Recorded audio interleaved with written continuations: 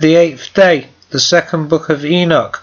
God shows Enoch the age of this world, its existence of 7,000 years, and the 8,000 is the end, neither years nor months nor weeks nor days.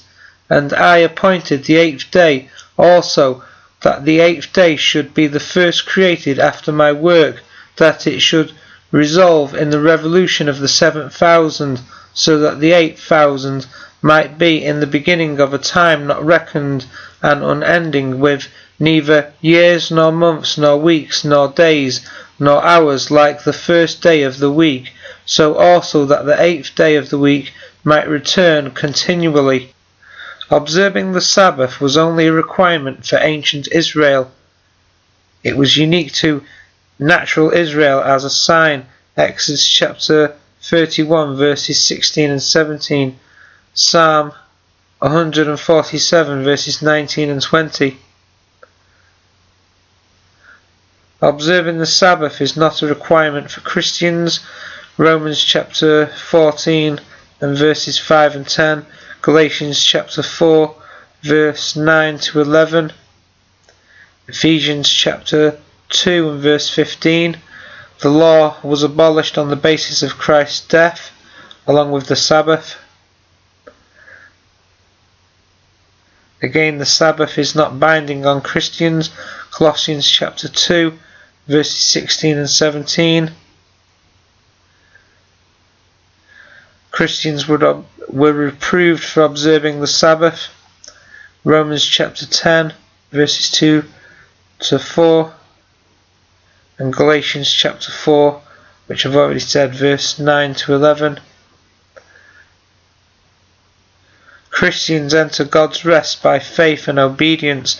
Hebrews chapter 4 verses 9 to 11.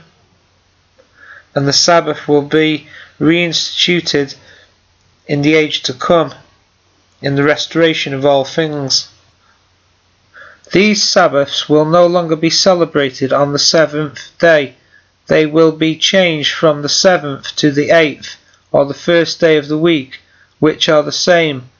The dispensation of the fullness of the times, Ephesians chapter 1 and verse 10, popularly styled the millennium, will be the antitype or the substance of the feasts of the tabernacles, which was a shadow of things to come.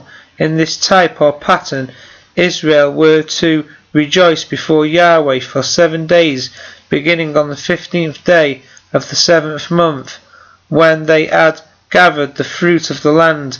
In relation to the first day of the 7th, the law says, "It shall be a sacred assembly. Ye shall do no work therein." This was what they called Sunday. The regulation then continues, "On the eighth day, also Sunday, shall be a sacred assembly unto you, and ye shall offer an offering made by fire unto Yahweh.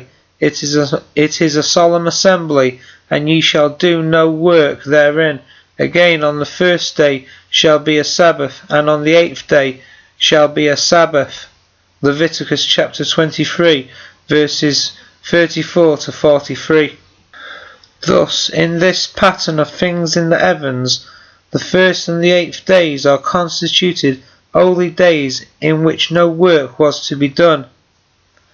Thus the Lord's Day, the day of his resurrection from his 7th day imprisonment in the tomb, becomes the Sabbath day of the future age, which shall be hallowed by the priests of Israel, and be observed by all nations as a day of sacred assembly, in which they shall rejoice and do no manner of work at all.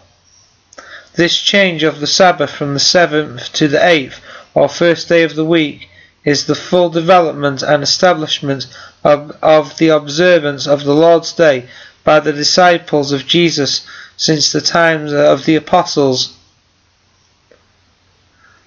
The Lord's Day is the first day of the week, or day after the 7th, and therefore styled the 8th day. It is termed his day because it is the week day of his resurrection. Upon this day the disciples of Christ assembled to show forth his death and to celebrate his resurrection.